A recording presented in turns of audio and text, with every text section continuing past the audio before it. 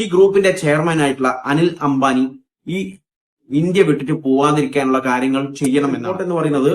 Baroda, bank of Baroda in 2020 ഒരു misappropriation of ഫണ്ടിനെ കുറിച്ചുള്ള ഒരു ഫസ്റ്റ് റിപ്പോർട്ട് വരുന്നത്. അതിനുശേഷം FIR രജിസ്റ്റർ ചെയ്തിട്ടുള്ളത് 2025. അതായത് അനിൽ അംബാനിക്ക് വേണ്ടി ഹാജരായിട്ടുള്ള അഡ്വക്കേറ്റ് പറഞ്ഞിട്ടുള്ളത് ഒരു കമ്മിറ്റി തുടങ്ങണം. ആ കമ്മിറ്റി എന്ന് പറയുന്നത് ഗവൺമെന്റ് ഫോം ചെയ്യണം എന്നാണ് പറഞ്ഞിട്ടുള്ളത്. ഗവൺമെന്റ് തുടങ്ങണം ഒരു കമ്മിറ്റിയുടെ വീട്ടിൽ പറഞ്ഞിട്ടുള്ളത്.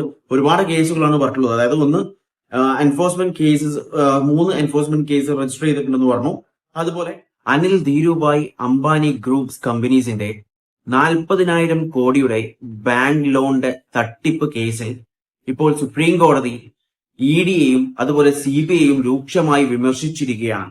EDയെ വിമർശിച്ചിട്ടുള്ളത്, അതായത് എൻഫോഴ്സ്മെന്റ് ഡയറക്ടറേറ്റിനോട് പറഞ്ഞിട്ടുള്ളത് അൺഎക്സ്പ്ലെയിൻഡ് ഡിലേ കൊണ്ടുവന്നു. എന്തുകൊണ്ട്, എന്തിനു വേണ്ടി എന്നാണ് സുപ്രീം കോടതി ചോദിച്ചിട്ടുള്ളത്. അതായത് ഇൻവെസ്റ്റിഗേഷനിൽ അൺഎക്സ്പ്ലെയിൻഡ് ആയിട്ടുള്ള ഡിലേ വരുത്തിയിട്ടുണ്ട് എന്നാണ് സുപ്രീം കോടതി പറഞ്ഞിട്ടുള്ളത്. അതുപോലെ CBIയുടെ കാര്യത്തിലാണെങ്കിൽ CBI ആകെ ഇപ്പോൾ രജിസ്റ്റർ ചെയ്തിട്ടുള്ളത് ഒറ്റ FIR ആണെന്നാണ് സുപ്രീം കോടതി പറഞ്ഞിട്ടുള്ളത്. അതായത് വേരിയസ് ബാങ്ക്സ്, ഒരുപാട് ബാങ്ക്സിന്റെ കംപ്ലൈന്റ്സ് കിട്ടിയിട്ടും നിങ്ങൾ എന്തുകൊണ്ട് ഒറ്റ FIR മാത്രം ഈ കേസിൽ രജിസ്റ്റർ ചെയ്തിട്ടുള്ളത്? സുപ്രീം കോടതി പറഞ്ഞത് 2025 based on the complaint from State Bank of India, State Bank of ഇന്ത്യയുടെ കംപ്ലൈന്റ്സിൽ മാത്രമാണ് നിങ്ങൾ ഇപ്പോൾ FIR ഇട്ടിട്ടുള്ളത്.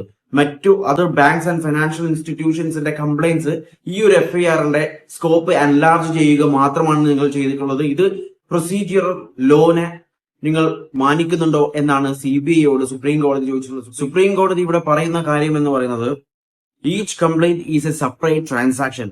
ഓരോ കംപ്ലൈന്റും സെപ്പറേറ്റ് ആയിട്ടുള്ള ട്രാൻസാക്ഷൻ ആണ്. അതുകൊണ്ട് തന്നെ സെപ്പറേറ്റ് ആയിട്ടുള്ള വാറന്റ് FIR ഓരോ കേസിനും വേണമെന്നാണ് സുപ്രീം കോടതി ഇവിടെ പറഞ്ഞിട്ടുള്ളത്. അതുപോലെ സുപ്രീം കോടതി പറഞ്ഞ മറ്റൊരു കാര്യം എന്ന് പറയുന്നത്, EDക്കും CBIക്കും മതിയായ സമയം ഓൾറെഡി ലഭിച്ചിട്ടുണ്ട്. അതുകൊണ്ട് തന്നെ രണ്ട് ഏജൻസിയും കറക്റ്റ് ആയിട്ടുള്ള കാര്യങ്ങൾ ചെയ്യുമെന്ന് പ്രതീക്ഷിക്കുന്നു എന്നാണ് സുപ്രീം കോടതി പറഞ്ഞിട്ടുള്ളത്. സുപ്രീം കോടതി പറഞ്ഞിട്ടുള്ളത്, EDയോട് പറഞ്ഞിട്ടുള്ളത് ഉടൻ തന്നെ ഒരു സ്പെഷ്യൽ ഇൻവെസ്റ്റിഗേഷൻ ടീം ഫോം ചെയ്ത് അതിൽ സീനിയർ ഓഫീസേഴ്സിനൊക്കെ ഇൻക്ലൂഡ് ചെയ്തിട്ട് വേണം അങ്ങനെ ഒരു ഗ്രൂപ്പ് തുടങ്ങാൻ വേണ്ടിയിട്ട്, അല്ലെങ്കിൽ അങ്ങനെ ഒരു ഇൻവെസ്റ്റിഗേഷൻ ടീം തുടങ്ങാൻ വേണ്ടിയിട്ട് എന്നാണ് പറഞ്ഞത്. ഈ ഒരു കേസ് എന്ന് പറയുന്നത് പബ്ലിക് ഇൻട്രസ്റ്റ് ലിറ്റിഗേഷനിലൂടെ വരുന്നതാണ്. ഇത് ഹിയർ ചെയ്തുകൊണ്ടിരിക്കുന്ന കേസ് എന്ന് പറയുന്നത്. ഇതിൽ ചെയർ ചെയ്തിട്ടുള്ളത് ചീഫ് ജസ്റ്റിസ് ഓഫ് ഇന്ത്യ നേരിട്ട് തന്നെയാണ്. അതായത് സൂര്യകാന്ത് നേരിട്ട് ഈ ഒരു കേസ്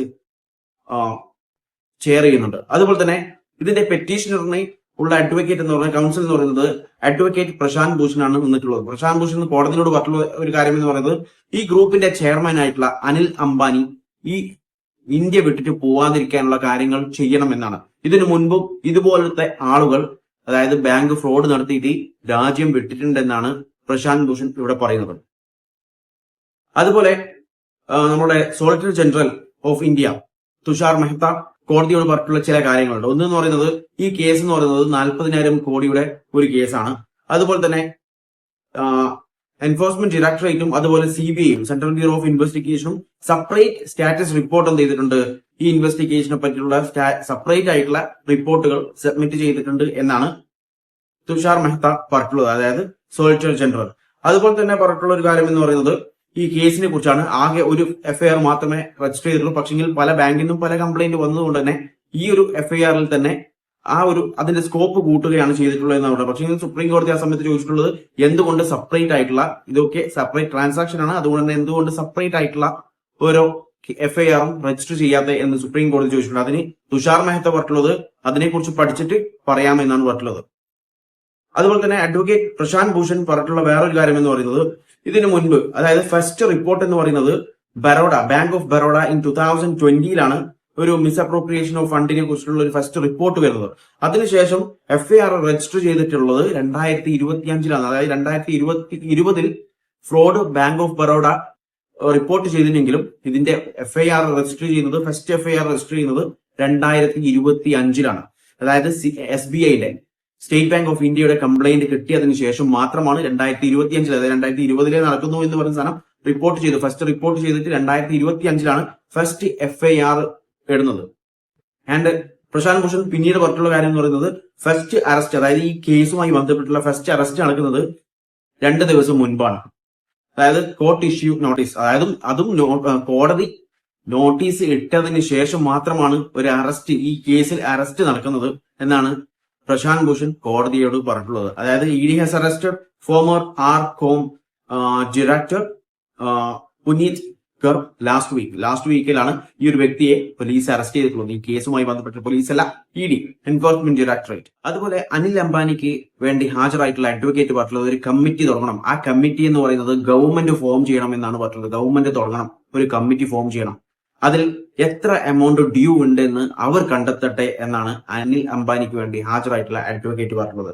അതുപോലെ അനിൽ അംബാനി, ധീരുഭായ് അംബാനി ഗ്രൂപ്പ്സിന് വേണ്ടിയിട്ട് ഹാജരായിട്ടുള്ള അഡ്വക്കേറ്റ് പറഞ്ഞിട്ടുള്ളത് രണ്ട് കമ്പനീനെ പറ്റിയാണ്, ഗ്രൂപ്പ് ഓഫ് കമ്പനീസിനെ പറ്റിയാണ് പറഞ്ഞത്. ഒന്ന് റിലയൻസ് പവർ ലിമിറ്റഡ്, അതുപോലെ റിലയൻസ് ഇൻഫ്രാസ്ട്രക്ചർ ലിമിറ്റഡ്. ഇവർക്ക് പെയ്ഡ് 20,000 കോടി രൂപ ഇവര് തിരിച്ചടച്ചിട്ടുണ്ടെന്നാണ് പറയുന്നത്. അതുകൊണ്ട് തന്നെ ഈ കമ്പനി എന്ന് പറയുന്നത് തിരിച്ചടക്കുന്ന ഒരു കമ്പനിയാണ് എന്നാണ് പറഞ്ഞിട്ടുള്ളത്. അതായത് ഇതിന്റെ നേച്ചറാണ് പറയുന്നത്, തിരിച്ചടക്കും. അതുകൊണ്ട് തന്നെ ഇപ്പോഴത്തെ പേയ്മെന്റ് അടക്കാനുള്ള ശ്രമങ്ങൾ നടത്തിക്കൊണ്ടിരിക്കുന്നു എന്നാണ് പറഞ്ഞിട്ടുള്ളത്. അതുകൊണ്ട് തന്നെ ഇതിൽ ഫ്രോഡിന്റെ കാര്യമൊന്നും അതായത് നോ ക്വസ്റ്റ്യൻസ് ഓൺ ഫ്രോഡിൽ സംശയമൊന്നുമില്ല, ഫ്രോഡൊന്നുമല്ല, തിരിച്ചടക്കുന്ന ഒരു ഗ്രൂപ്പ് തന്നെയാണ് ഈ ഗ്രൂപ്പ് എന്നാണ് ആ ഒരു അഡ്വക്കേറ്റ് ഇവിടെ പറഞ്ഞു വെക്കുന്നത്.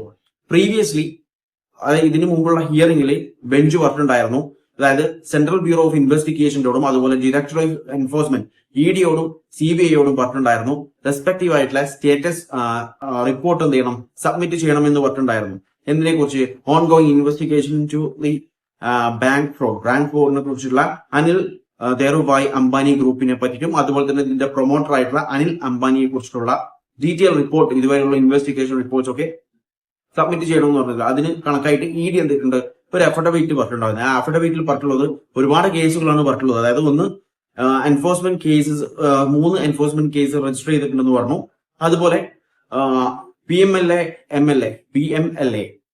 PMLA കേസിൽ issuances of 13 provincial attachment orders കൊണ്ടുവന്നിട്ടുണ്ടായിരുന്നു, കവറിംഗ് 204 പ്രോപ്പർട്ടീസിന് വേണ്ടിയിട്ട്.